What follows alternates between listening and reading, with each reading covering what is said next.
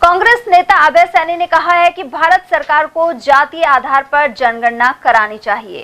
उन्होंने बताया कि इससे सही आंकड़े सामने आएंगे और सरकार को आरक्षण देने में आसानी रहेगी। उन्होंने बताया कि जिसकी जितनी जनसंख्या उसे उतना आरक्षण मिलना चाहिए। सैनी ने इसके लिए आर्थिक पैमाना लागू करने पर भी जोर दिया। जातीय जनगणना कितनी जरूरी है, कितने इसका समर्थन करते हैं और कितना इसका लाभ मिलेगा जनता को? जातिगत जनगणना होनी चाहिए। जातिगत जनगणना होने का मुख्य कारण यह है कि जिस तरह जिसकी जितनी संख्या है उसे उतनी भागीदारी मिलनी चाहिए। मैं भी किसी दल में काम करता हूँ, मैं भी किसी दल का पार्टी कार्यकर्ता हूँ। जब हमारी पार्टी में उम्मीदवारी तय होती है तो ये देखकर तय होती है कि किस जाति का कितना वोट वहां पर है।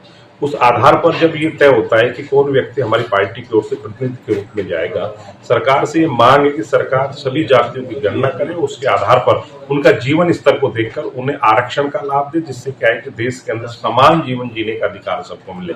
एक वर्ग बहुत आगे बढ़ गया है, एक वर्ग बहुत कमजोर है, वर्ग संघर्ष होगा, देश में अराजकता बनेगी। अराजकता को रोकने के लिए जातिगत जनगणना का मैं समर्थन करता हूं और मैं सरकार से निवेदन करता हूं कि जो विपक्ष मांग कर रहा है उसके ध्यान में रखते हुए और भारत सरकार को इसकी गणना कराकर और इसका शीघ्र परिणाम सामने ला।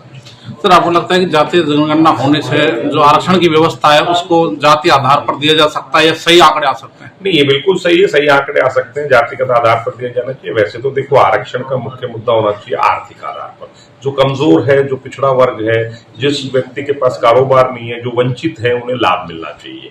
और जो लोग वंचित है उन्हें लाभ मिल नहीं रहा है, जिन लोगों को लाभ मिल गया वो लोग आज भी उसका आनंद ले रहे हैं। तो एक बात बताइए, जो लोग पिछड़ गए उन लोगों का जीवन कैसे सुधरेगा? इसलिए सरकार को जनगणना करके और आर्थिक आधार को ध्यान में रख के भिन्न भिन्न जातियों को उनके आधार पर उन्हें आरक्षण देना चाहिए।